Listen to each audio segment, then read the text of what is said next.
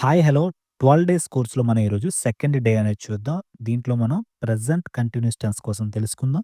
Present continuous tense అంటే ప్రస్తుతం జరుగుతూ ఉన్న పనులు. ఏదైతే మనం ఇప్పుడు చేస్తూ ఉన్నామో వాటిని మనం ప్రెజెంట్ కంటిన్యూస్ టెన్స్‌లో మనం చెప్తాం. దీని యొక్క ఫార్ములా వచ్చేసి subject am, is, are, V one ing form object కింద ఉంటుంది. I am teaching English. నేను ఇంగ్లీష్ నేర్పిస్తున్నాను. యామ్, ఈజ్, ఆర్ అంటే helping verbs. So, am, is, are అనేది వేటికి ఉపయోగించాలి.